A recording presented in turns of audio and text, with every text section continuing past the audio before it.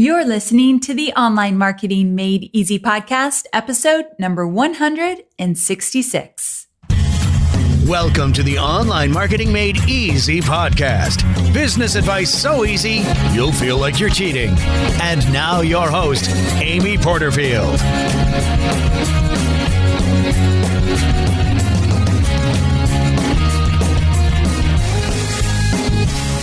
Well, hey there, Amy Porterfield here, and welcome back to another episode of the Online Marketing Made Easy podcast. I'm your host, and I already said that. I already said I was Amy Porterfield. So we are just moving on to the next part, which is this episode is all about the play-by-play to rework your online course. Now, before I get into today's mini training, I got to tell you that if you have a really good ear for audio, then you likely already know that this does not sound like my typical podcast. Now, for the record, I do not have a very good ear for audio, so I'd have no idea. But if you guessed it, you get a gold star. I'm actually in my brand new video studio. However, I haven't set it up to record the podcast. So if you follow me on Instagram, which I hope you do, I'm just at Amy Porterfield on Instagram. I've been doing some Insta stories about my brand new video studio. We've been working on the backdrop and we've been working on all the lights and the cameras and all the monitors. I mean, it's a big to-do. And I told the guy, David Foster is his name, who built my video studio.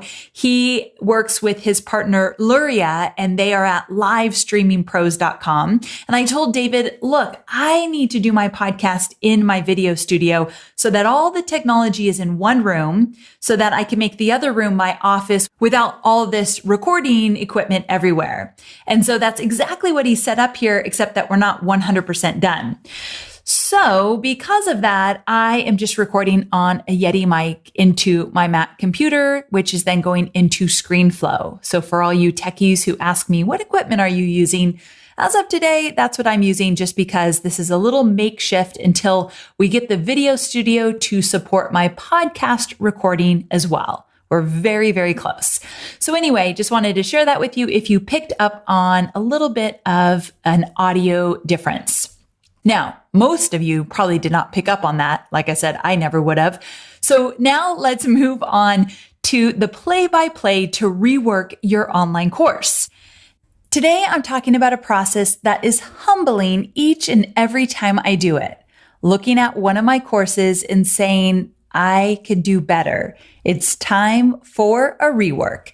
Now, to be clear here, when I say I can do better, it's not about being a perfectionist, but more about looking at the feedback and the data and knowing that my students need something more from me or need something different or need something new that I did not offer the first time around, but know that I need to include it now. So why so humbling? I think for me, it's the idea that this baby I produced isn't perfect. If you already have a course, then I'm sure you can relate. I put a lot of work into my online courses, a lot of blood, sweat, and tears, and I leave it all on the battlefield when that course is completed. So it's not like I go into this half-hearted. I'm all in. So when I go back and realize, whoa, something needs to be reworked, something's a little bit off here, that's the part that's humbling for me. But the thing is, as entrepreneurs, you have those moments, right? I know that I have them more often than I'd like to admit.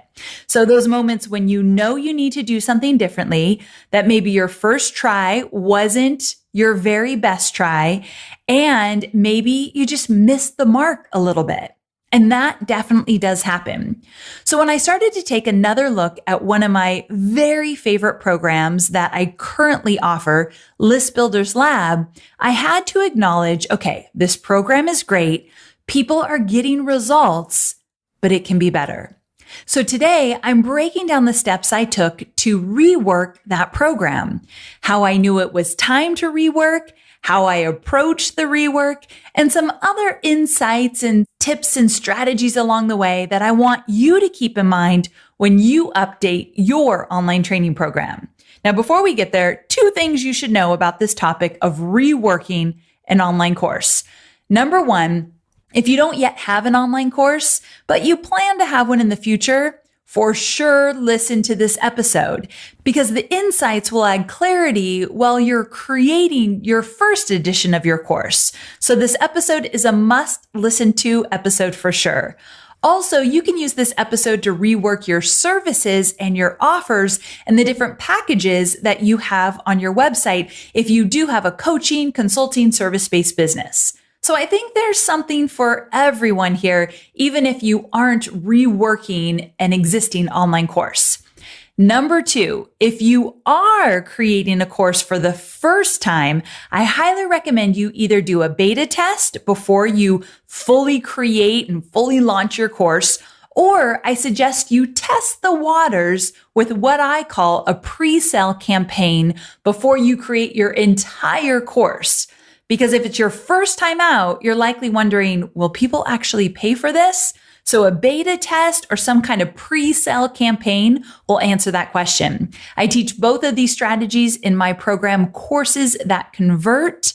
If you want to check out a webinar that leads to the promotion of Courses That Convert, if you're thinking maybe I need that program, you can go to amyporterfield.com/courses, and it will take you there to sign up for a free masterclass.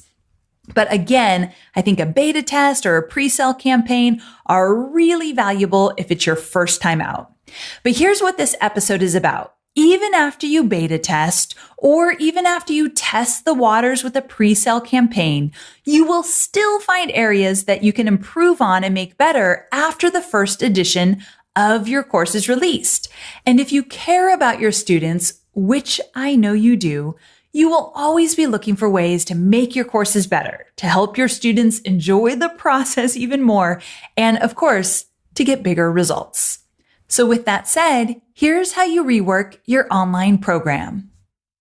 Okay, so let's start at the beginning, which is how do you know it's time to rework an online course? Or even rework a service that you offer or a coaching package or whatever it might be. How do you know it's time to rework?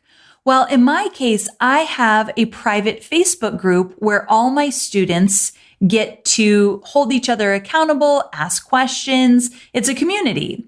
And although I am not active in the group because this is one of my smaller programs, I'm active in my signature programs, Webinars That Convert and Courses That Convert. But this one, I have a community manager and her name is Lindsay. So I really had to rely on Lindsay to keep me updated. Are people getting to the finish line? Where are they having challenges? What's being discussed? And of course, I would look over Lindsay's shoulder in the group and kind of see what's going on and jump in periodically. But I just wasn't a central force in that group. So I relied on Lindsay's feedback. I paid attention myself and I just realized, wait a second, people aren't talking about their big wins and their big successes. They're talking about where they're struggling more than anything in this group, even more than my courses program or my webinars program. So right there, I thought, red flag, something's going on. So you've got to pay attention. If you have a community where your students are talking to each other, if you have a platform where they get to ask you questions, pay attention to their struggles. Now, in any group that you have, people are going to talk about their challenges. That's normal. But they're also going to talk about their small wins and their big wins. And if those are few and far between, then that might be a red flag. Now, another question that you want to consider is this. Do you need to rework your course or just update it? So let me give you a rework versus an update kind of scenario so you know what I'm talking about. Now, if you realize that your course just wasn't having the impact that you wanted, then it's time to rework it. If people are not getting the results that you had expected for them, if they're not getting through the course as quickly as you think they should be getting through it, like my situation, then it's time to rework. Also, if your students have been confused or frustrated at very specific points throughout your course, if it's very clear that something is stopping them, then it might be time to rework that area. A rework does not necessarily mean you have to redo the entire program. A rework is that you're looking at the flow, you're looking at the content, you're looking at module by module, lesson by lesson, and making sure that those lessons are going to get people to the finish line with the results that you're promising. So sometimes you're just reworking one module or reworking a half of a module. So you get to decide on that. But if there's some frustration, if there's some confusion, that's a rework scenario.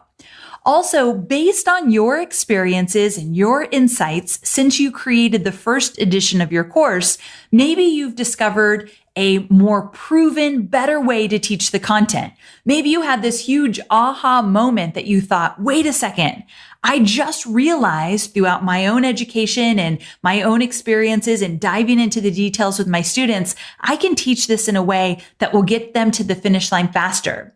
And you're not just guessing this, but you've tried it out. You've proven it with yourself or with other people. So it's a proven strategy. And now you're going to incorporate it into your program. That's a rework as well. Now, let's shift gears to an update. What does an update look like? Well, let's say you're in an industry like mine, social media. I mean, social media is not the only thing I teach, but it's part of every single course that I teach in, or even worse, Facebook ads. I mean, these things change all the time. So sometimes you just need to update portions of your program to keep them in the now. So that might be just an update. I have to do this constantly when I teach Facebook ads. About every 3 to 6 months, I'm updating some portion of a Facebook ads module. So updates different than rework. Here's another update. If you're gearing up for a new promotion, maybe you want to change out your bonuses from the last time you promoted it. Or maybe you want to kind of breathe new life into the program with new updated examples or new case studies that you didn't have at the time that you launched it the first time. So that's more of an update.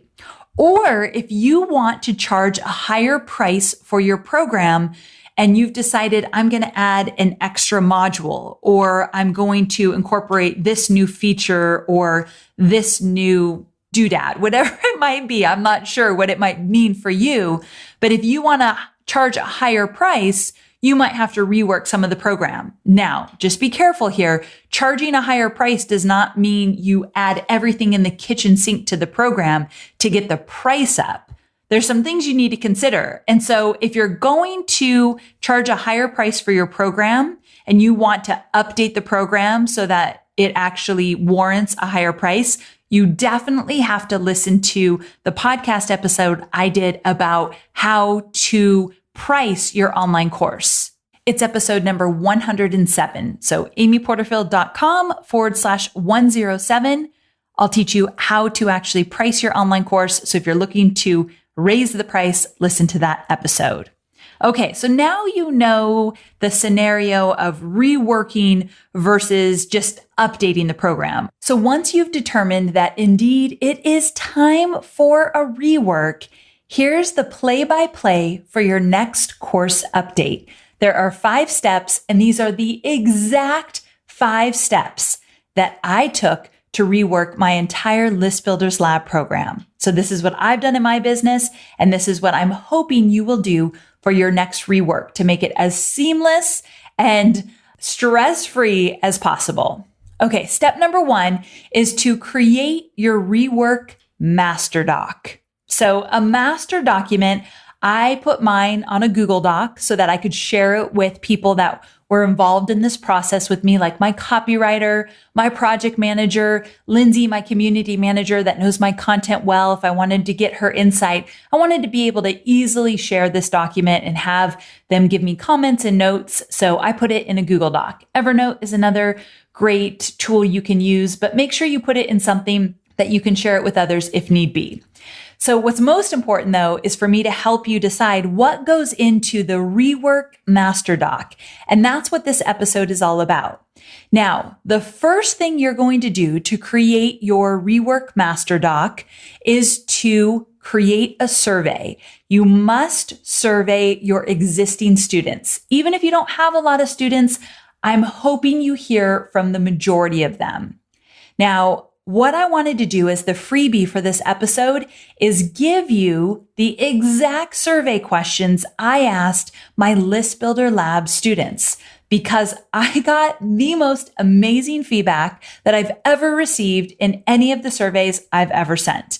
Now, a huge shout out to my copywriter, Rye Schwartz, who I actually have included Rye in the copywriting section of List Builders Lab because I teach some copywriting tips and strategies. And I brought in my secret weapon, Rye Schwartz, because he's a master. But he also helped me create the survey. So I just wanted to give him a friendly shout out.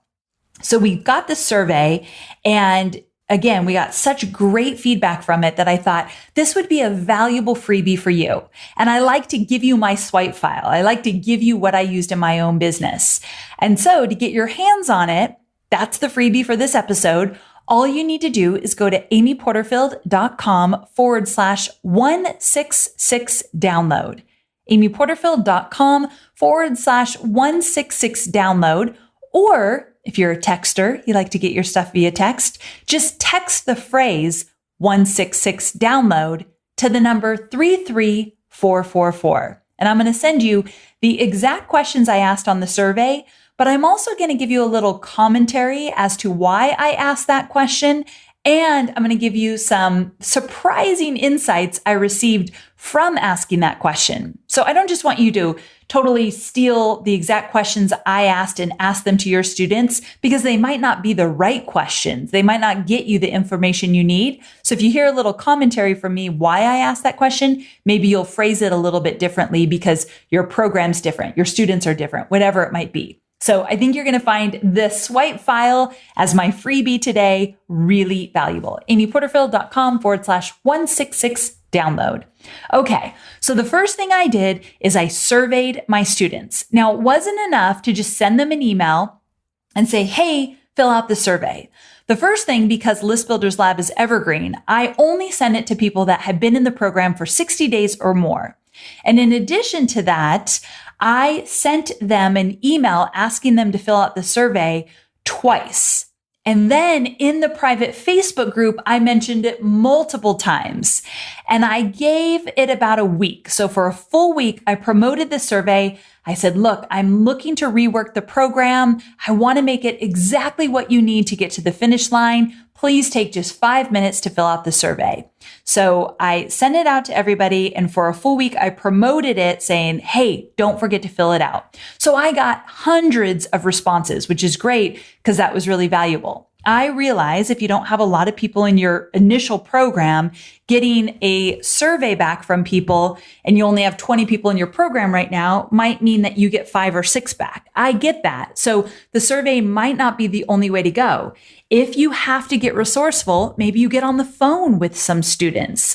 Maybe you do a Q&A with them and you say, I'm going to do a live Q&A with all of you. Any question you asked is good to go. So you can ask me anything. You do the live Q&A, but then you take that opportunity to get some feedback from them in the moment. There's other ways to get feedback, but these are paying students. You're reworking an existing program. So you should be able to get some feedback for sure. Okay. So you send out the survey, you get your feedback. Now, in step 1, the next thing you do, you summarize your survey results. Now, it's not enough for you just to look at the survey results and just kind of make some assumptions. I want you to sleep, breathe, eat this survey over a few days. Like, I want you to embody it. And the reason for that is because your brain works in funny ways. The first time you might look at some of the results, you instantly make a judgment or some kind of assessment.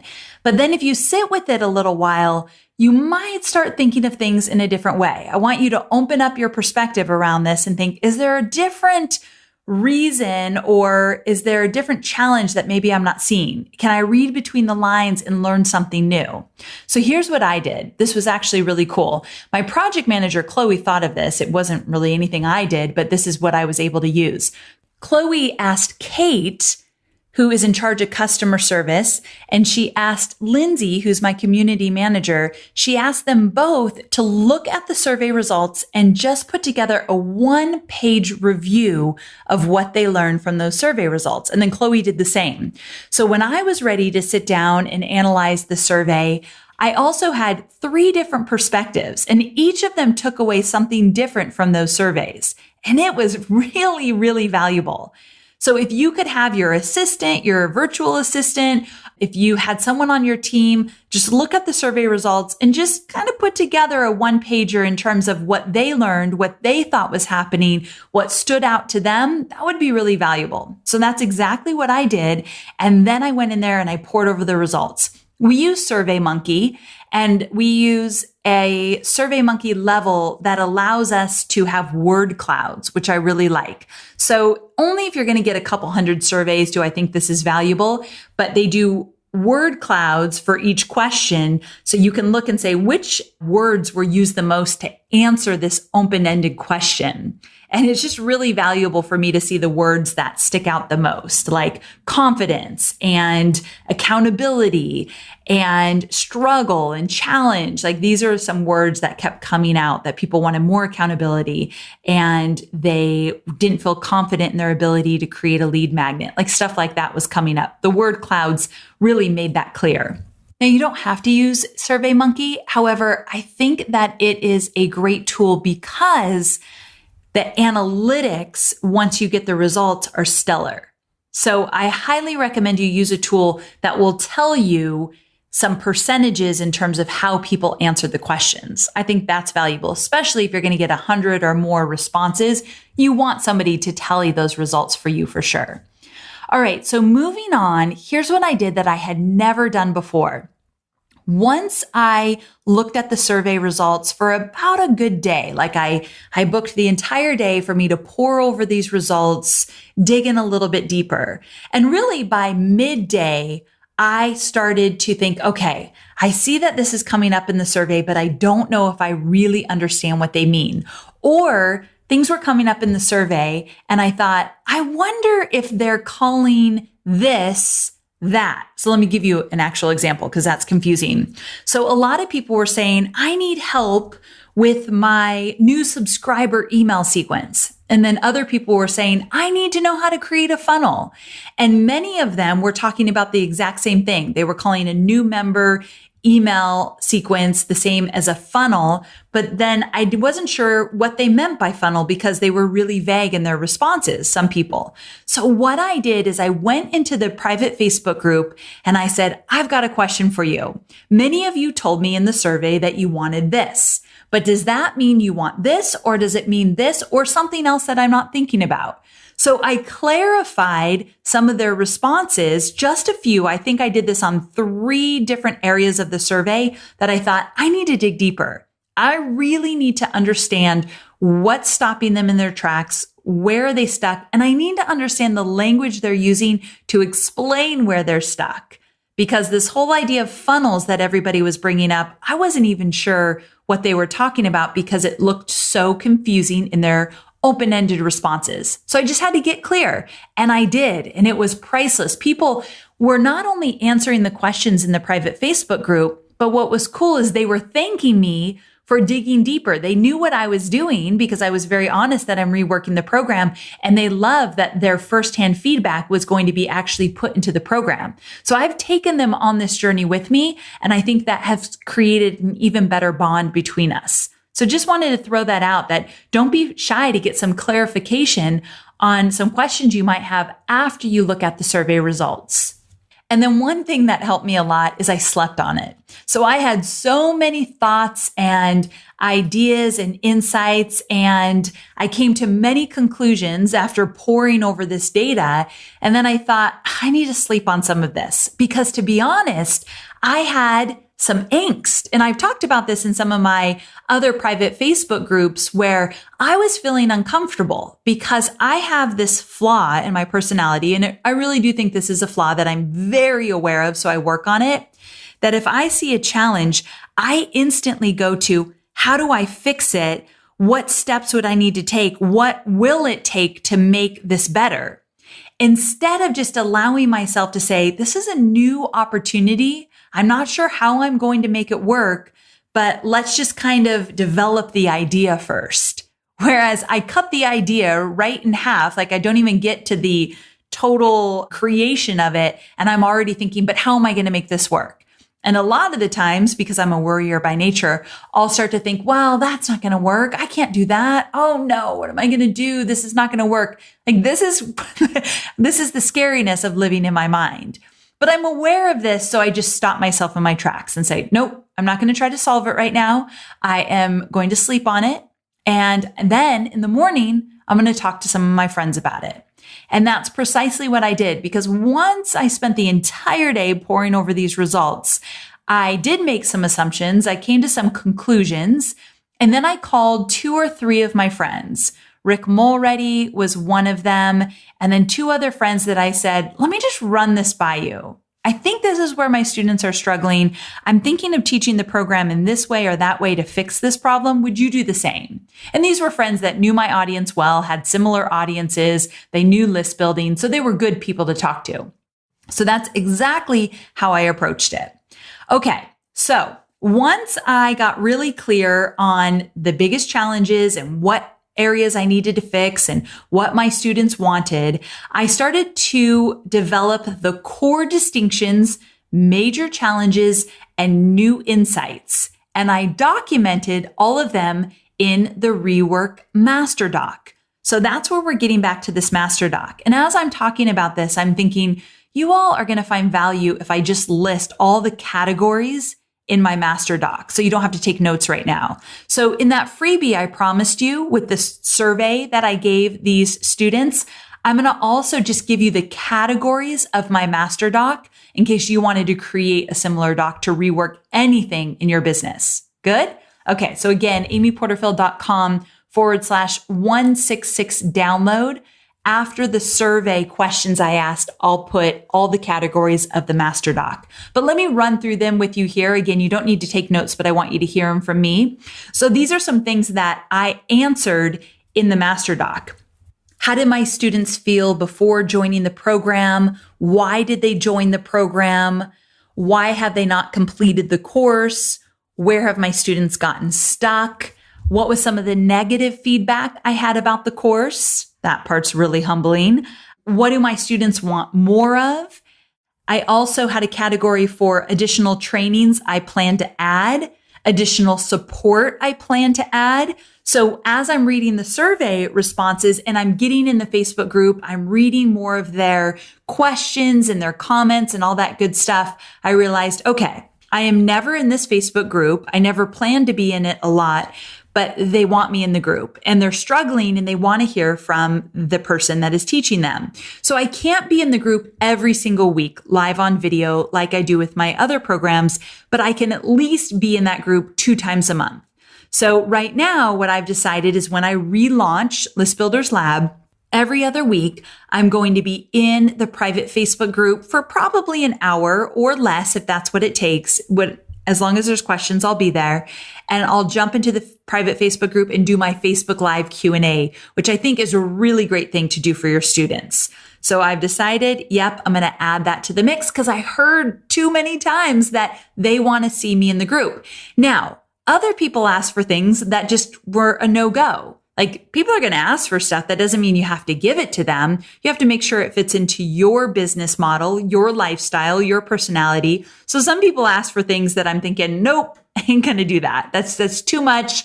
This program is, at the time it was $297. It's going to be $397 when I relaunch it. I'll talk about the price increase, why I decided that, in case that will help you decide for your own course. We'll get to that in a moment. But I decided, this is a cheaper course that I offer. And so I can't, do everything and give everything for it. So I had to be a little bit choosy in that respect.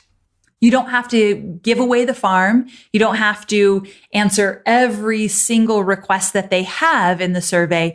But if you can add more support in a different way, then by all means, during the rework, add it in there. So again, one of my categories was what trainings I wanted to add based on the feedback and also what additional support that I want to add.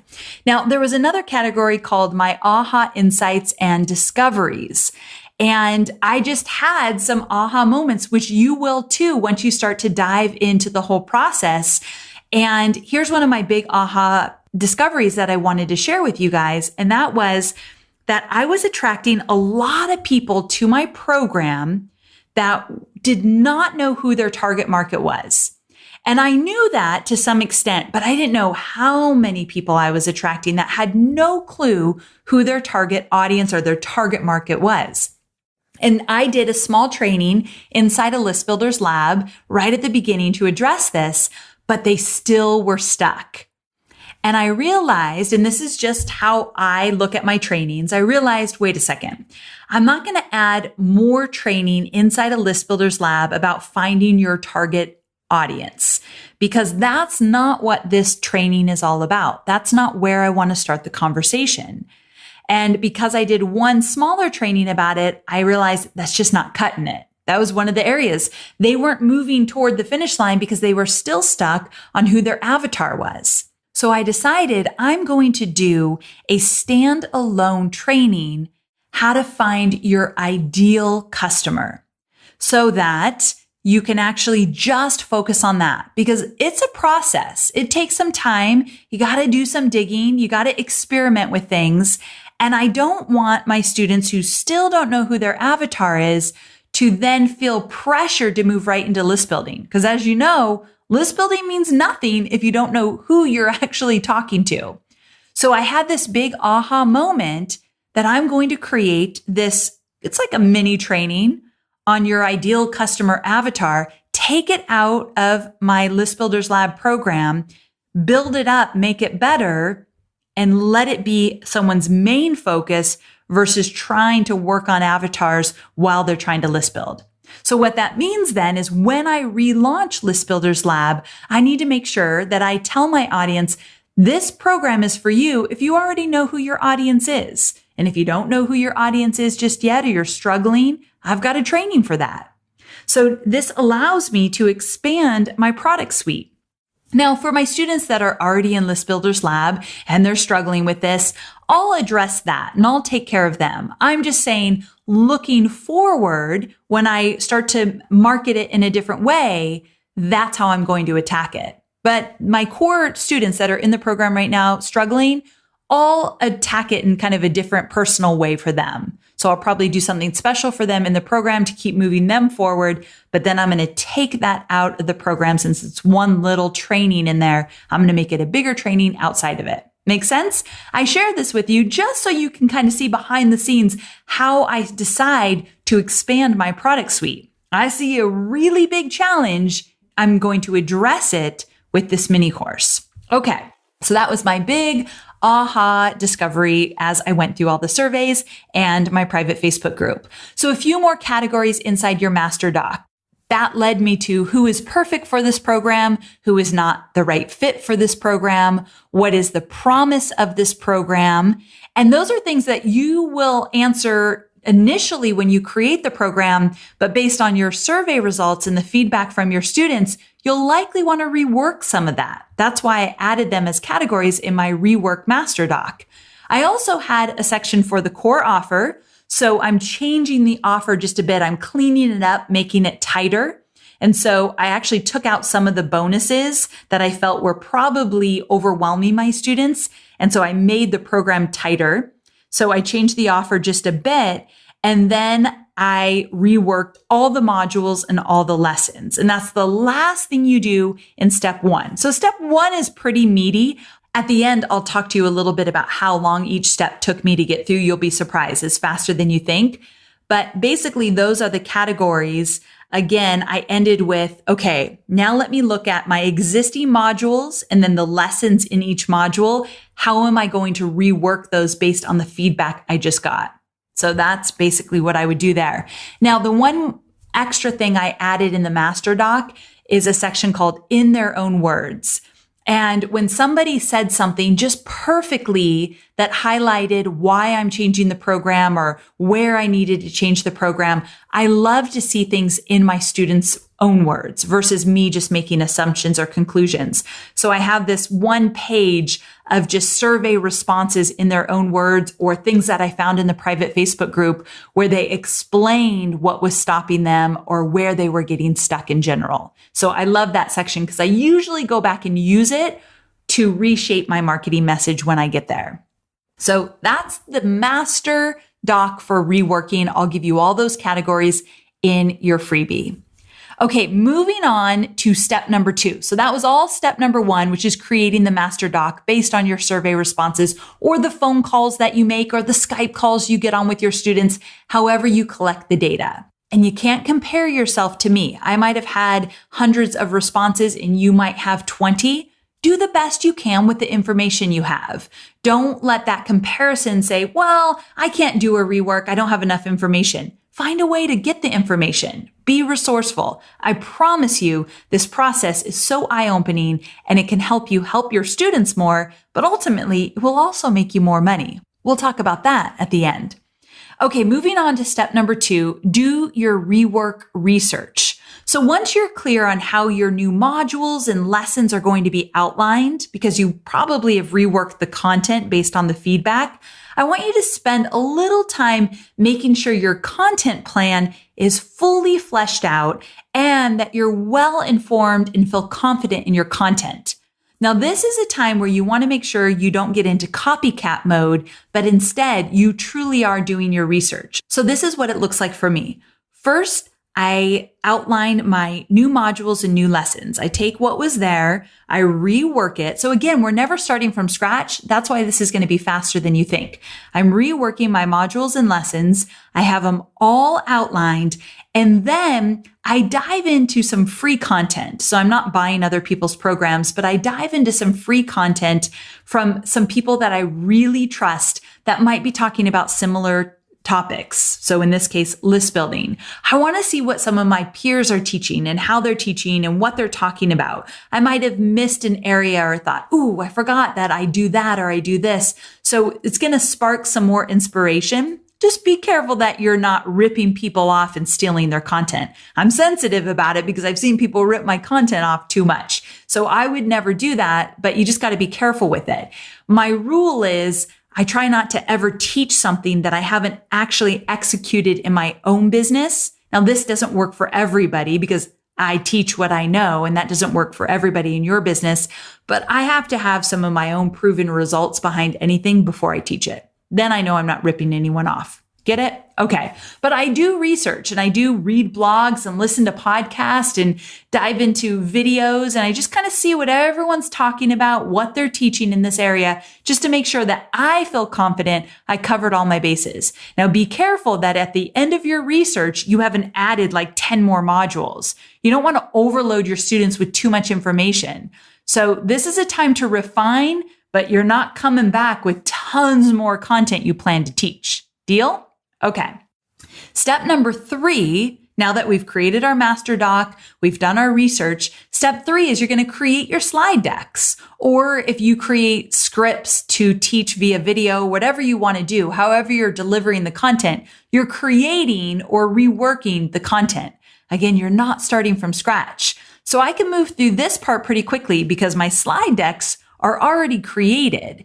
And for some of them, I might be starting from scratch because I want to teach it differently, but the framework is there. So I'm going into those slide decks and I'm changing them around and I'm updating the content and I'm using different examples and I might actually have a whole new flow, which for List Builders Lab, I do. I'm totally changing the flow of how I teach it. So it's going to take me a little while to get all those slide decks updated, but that is step number 3. And I do all my slide decks before I record anything. I don't change a slide deck, then record, change a slide deck, then record for each lesson, because there's always that moment where I think, shoot, I forgot to mention XYZ in the video before this.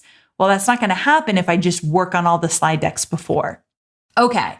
Step number 4, record training videos. So just as I said, step 3, you're reworking all your slide decks. If you teach like I do, I have slide decks and then I record videos of just my voice, or you're creating your scripts in step 3 and step 4, you're stepping in front of the camera and you're recording new training videos. Step number 5, final step, is you're creating your enhancements. I call PDF cheat sheets, checklists, guides, any kind of extra material that goes along with your trainings. I call those enhancements. And so that's what you would do if you need to rework any of your enhancements. That's step 5. A lot of the times, the cheat sheets and checklists that you created for your initial program probably still stand in the rework. I don't have to rework a lot of my PDFs, which is great. But in step 5, you're at least looking at every PDF you're offering, every support document, making sure it still is in the right place and offered at the right time and is the right content for your reworked training.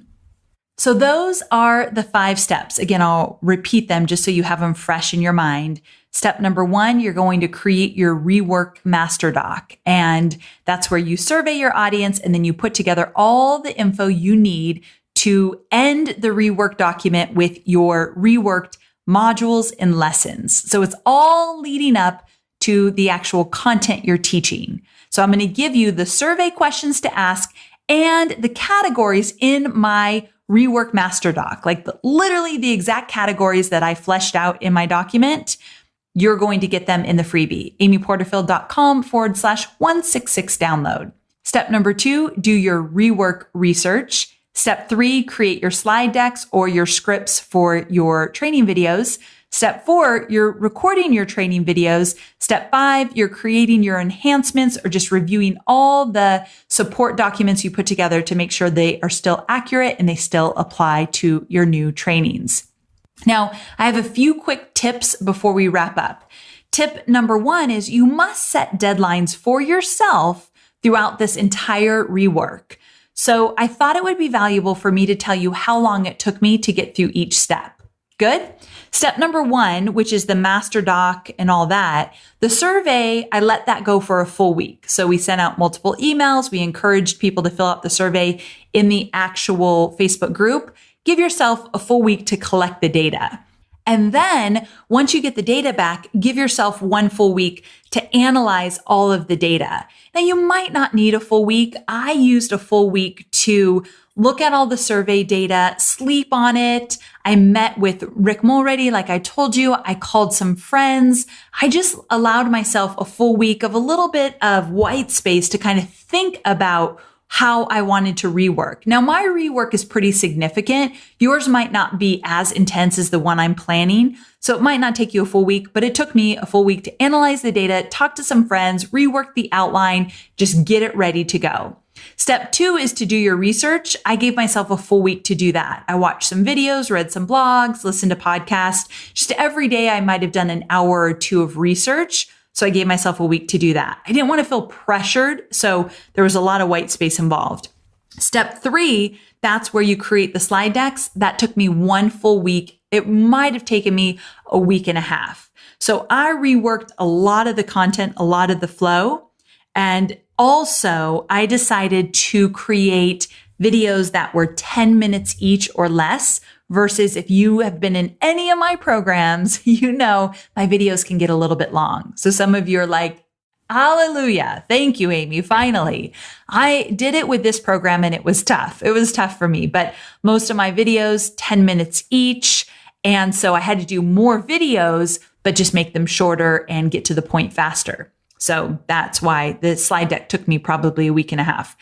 And then step 4, record them. I'm pretty quick to record once my slide decks are all done. So I just gave myself a week to record. I did all the recordings over. So when you're reworking, that doesn't necessarily mean you have to redo everything. As I mentioned in the beginning, in my case, I did re-record all the videos because I significantly changed the flow of the content. The roadmap that I'm taking my students on now is very different than the initial course. I just kind of had an epiphany of, I need to teach this differently, and I'm going to teach it exactly of how I approach it in my business. So that's what I did here. So I took a good week to record all those videos. And then step 5, the enhancements, that took me just a few days because I didn't rework all the cheat sheets and checklists. I just moved them around a bit to talk about them at different times in the video trainings. And so that just took me a few days. And then if I had some new ones to get created, I used my team to help me get that done. So I wanted to give you some timeline just so you understand, but I did set deadlines. I did not let myself analyze the data for more than a week. And a week for me is like Monday through Friday. I didn't let myself work on the slide decks more than about a week and a half. So I gave myself some pretty clear deadlines. I communicated them to the team so I couldn't cheat, and I got it done. Now, tip number 2, and this is the final tip I have before we wrap up, is this is a big one. Communicate with your students about these changes. all along the way, and definitely before you relaunch anything. So I had mentioned to you before, I did the survey letting them know, I want to know where you're struggling, where you're getting stuck. I'd like to rework the program if need be, so please let me know. And then as I got into the data, I knew a rework had to happen. So I communicated that inside the private Facebook group. I'm updating the program. Here's some things I know I'm going to be adding from the get-go because I already knew instantly what I wanted to add. And then I said, but let me understand your challenges more. Give me some more feedback. Now, what's going to happen is that in mid-July, the reworked program will be rolled out. And before I promote it in my evergreen webinars or tell my email list about it or anything like that, I will send an email to my existing students, letting them know what I've done to rework the program. So if it was as simple as, hey, I've reworked modules 3 and 4, and here's what I did, then that's what I would put in the email. For me, it's a bigger conversation of, look, this is why I wanted to rework it. You all shared with me this and this and that. And so you'll see the rework come out in this way or that way because of your feedback. So I'll probably even make them a video. But it's important that you communicate with your existing students before you market a reworked program. It's only fair to them. Now that leads me to a question that you might be asking. Should my existing students get all of the updates? And here's how you decide. It depends on your offer guarantee. If you promise lifetime access, then yes, anytime you update the program in any way, they should definitely get those updates. Now, if let's say they only had access for a full year, if that full year is up and you come out with a reworked program, I suggest you call it 2.0 or some way or another you differentiate that it is a different program from the initial program. And then if you want to create customers for life, you offer them a discount. And I did this with the Profit Lab. When I had the Profit Lab, I went through a really intense rework one time over probably a period of 3 years with that program. And my students only got 1 year access into that program. So when I reworked it, I actually offered, I think, $200 off or $100 off, maybe $100 off to my older students that had expired out of the program, but a lot of the content was similar. I was just teaching it differently. So I felt that a discount was warranted. So that's something that you might want to consider. I think you'll know in your gut how you should approach it. Do the right thing. Do what you think is going to be best for your students. But in my case, if you are a List Builder Lab student, you will definitely get the rework. Now, one more thing I forgot to mention is that when you do a rework, you are, of course, making your content better, getting your students bigger results, getting them to the finish line faster. And so what will happen is that your messaging will get better. Who the product is for will get more clear in your mind, and that clarity will make its way into your sales pages, into your email marketing, into your social media as you promote. So a lot of the times you're going to see a boost in sales the second time around after a rework because you have more clarity in your marketing message. So that's always a big plus. Now, in addition to that, you might want to rework your price. And that's why I mentioned episode 107, where you can learn about pricing your online course. In our case for List Builders Lab, it was $297. In late July, when we relaunch the reworked program, it will be $397. And the reason for that is because we actually have added some more advanced strategies and we've changed the program enough that it's actually for an audience that is very clear on who they're selling to. They might not have a lot of things in place to sell to that audience yet. They're getting closer and closer to that, but they're clear about who they're selling to. They already have a website with a blog. They're creating content, probably not consistently, but they've got their foundation set, but they're really struggling with list building. It's in many cases, the ideal client probably skipped the list building part and they're thinking, shoot, I should have focused more on that. I need to back up a little bit. That's going to be likely a lot of the students in this course, but some of them are just to that point that they know who their audience is. They've been creating content. They want to get more consistent with their content creation, and they want to start some list building strategies within their content creation, within their social media in order to grow their list more rapidly because they want to start to promote more online. But they're coming to the table with an understanding of who their audience is. Because of that, that's a little bit more of a sophisticated audience than a total beginner. And so you have to look at who your audience is when you're thinking about the price point. And if you want to add some more advanced strategies, that can warrant a little bit of a higher price. Also, I have included more expert interviews in some of the advanced strategies. So I'm adding some more experts to the mix. I'm enhancing the program in that way. There's some other reasons why we have increased the price due to the content that we're creating, getting people to the finish line faster, and streamlining the entire course. So I won't get into all of that because I talk about those reasons in episode 107, but I just wanted to touch on this because I said that when you rework a program, you often can see a boost in sales, clarity in your sales message, and possibly an increase in price if it warrants it, is always a nice perk to a reworked program. Okay, let's go ahead and wrap it up. The final thing I want to share with you is that through a rework, you've got to get a bit uncomfortable. At least I know that I did definitely through my recent rework.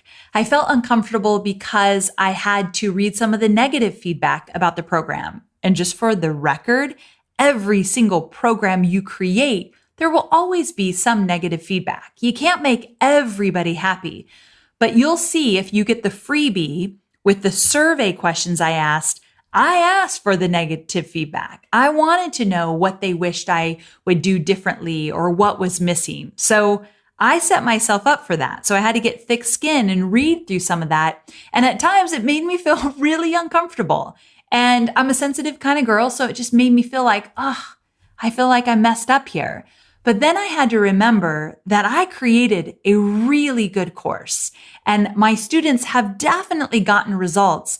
I just want more of my students to get to the finish line so they can get results as well.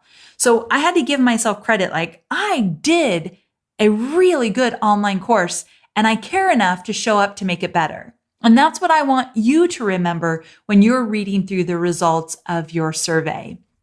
Also, reach out, get peer advice and feedback and insight. Talk to a few people that you feel would know your audience well, know you well, know the content well, whether that be someone on your team or ideally someone outside of your company that you've built a relationship with. Ask them some questions, run your outline by them, and just see what they have to say. Now, for the record, this is a little bit of a side note. It's not that I sat down with Rick Mulready, and you guys know Rick because he's been on the podcast a bunch as my sidekick with Facebook ads, those episodes around Facebook ads. But I didn't sit down with Rick and hand him over 10 pages of my master doc. I don't even think it was 10 pages, but I didn't hand him all the pages of my master doc and say, can you read this review and let me know if I'm on the right track? That's just not fair to do to a good friend that's helping you out, right? So instead, we had lunch and I said, can I get 20 minutes where I run you through some of the insights I think I've gotten from my survey and just let me know if you think I'm on the right track.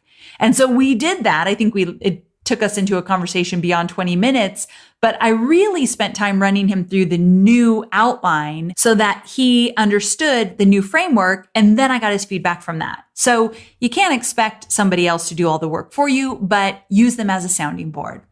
And then finally, just focus on the flow of your content.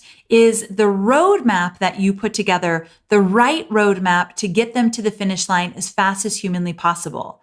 I think that's what I took out of the survey results the most, that the roadmap I had created needed to be tweaked in order to get people to the finish line feeling confident, feeling like this was doable, and not feeling overwhelmed. And so essentially, the things that I taught in List Builders Lab the first time out and the things that I teach in the rework, there is tons of overlap. but how I teach it and how I break it down and the new examples and insights and simplifying the entire thing, doing shorter videos, that's how I'm going to get them to the finish line a whole lot faster. So just kind of a little insight into my world so you can see how it might relate to yours as well. And finally, once you look over all the data, you created your new outline, you know where you're going to go with this, I want you just to sleep on it and go with your gut. It's never going to be perfect. We are not going for perfection, but you care enough to make it fantastic for your students. And that's why you're showing up for the rework. And that is what you want to focus on. So hopefully you found all of this information valuable. I love sharing the insides of my business since I'm so lucky to teach what I do. I love to be able to take you behind the scenes, share some of my own angst and uncomfortable situations that I've pushed through and gotten through to the other end. And that's exactly what this episode was all about. And hopefully you're going to get the freebie so that when you rework the program, you know what questions to ask in your survey and how to put together your rework master doc. Go to amyporterfield.com/166 download to get your hands on it right away. I can't wait to see you next week. Make it a great week and I'll see you soon. Bye for now.